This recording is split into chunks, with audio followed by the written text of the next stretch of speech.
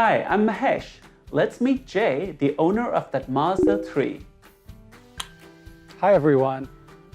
Today we'll take a detailed look at the car, find out Jay's top 3 likes and dislikes, and discover if he recommends you buy, consider, or skip this car. Let's go!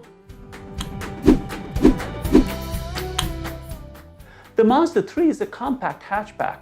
It's a very competitive segment with cars like the Ford Focus, the Golf, and the Honda Civic. So let's find out why Jay picked this car. Well, I like hatchbacks. I like the practical design, and I had a Volkswagen Golf for about 15 years before this car. And when that was breaking down, I was looking to replace it, maybe with another Golf or GTI. But a friend of mine had just bought a new Mazda 3, and when I looked at that, I was so impressed by the technology that I ended up getting it. The Mazda 3 has been around for quite a while. The first generation was launched in 2003, the second in 2009, and this the third generation in 2014. It comes in either a hatchback or a sedan design. So let's take a detailed look at Jay's car.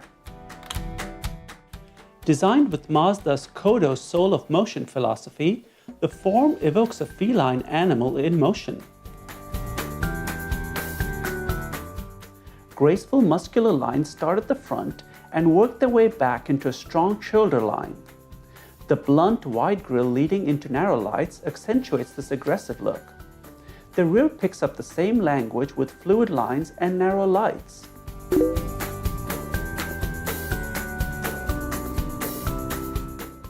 The design of the interior is clean and well laid out. Graceful lines recall the curves on the exterior. A single dial with a tachometer dominates the instrument cluster. Oddly enough, the speedometer is digital and tucked into a corner.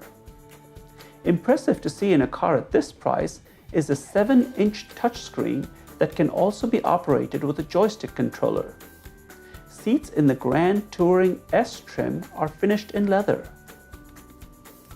Featuring the Sky Active engine, which has a higher compression ratio, the S trim gets the 2.5-liter engine, producing 184 horsepower and 185 pound-feet of torque. The I trim gets the smaller 2.0-liter engine, producing 155 horsepower and 150 pound-feet of torque. With the I Active Sense and Grand Touring technology packages, there is an abundance of tech.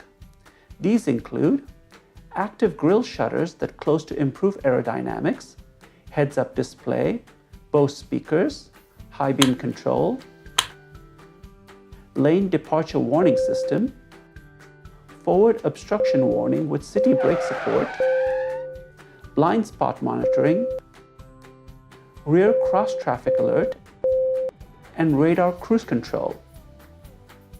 Now that we've had a chance to take a look at the car, let's find out Jay's top 3 likes and dislikes. I love the technology, especially the forward and rear-facing radar that it makes the cruise control adaptive, it alerts me to collisions, and even in the forward direction, it will stop the car, I think if it's less than 20 miles an hour, to prevent a collision.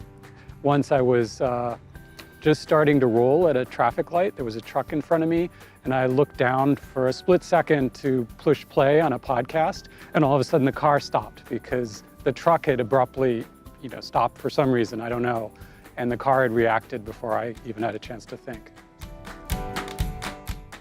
I like the handling of the car. So I had owned a Corolla a long time ago that felt like it was going to fly off the road every time I went around a sharp turn, and this car really handles well, it grips the road. I also think that the controls are really well laid out. It's easy to find, like the volume control. On the Golf, it was just another knob on the dashboard that was the same size as everything else, and there's a joystick that allows me to flip the input source, and there's also a lot of controls on the steering wheel, so it's just very easy to work. So the biggest disappointment has been the gas mileage. which I only get a little more than 25 miles a gallon, and that's with mostly highway driving, which is much lower than they claimed. I'm not a big fan of the styling. It's very curvy and sporty, and I kind of prefer the styling of the Golf, you know, the more boxy shape. So I really struggled to come up with a third dislike.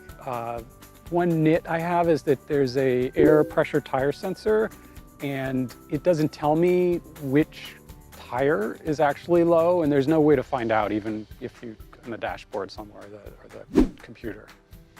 Isn't it great to hear a real-life story of the city brake kicking in? Well, before we get to Jay's recommendation, here are a few highlights from the rest of our chat and a little bit about the show.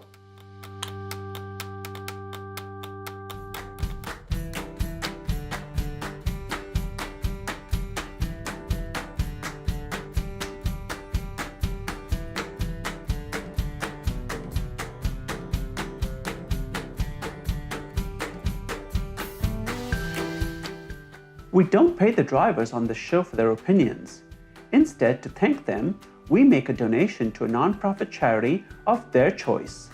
You can thank them by clicking on the like button below. If you'd like to be on the show, please reach out. And now on to Jay's recommendation. Let's find out if he recommends you buy, consider, or skip this car. I would consider this car. I think it's a good car, but it depends what you're looking for. Like if mileage is important to you, maybe this is not the car for you. And there you have Jay's recommendation. We'd love to hear from other Mazda 3 owners. Let us know your likes, dislikes, and recommendation in the comments below. Subscribe and see you soon.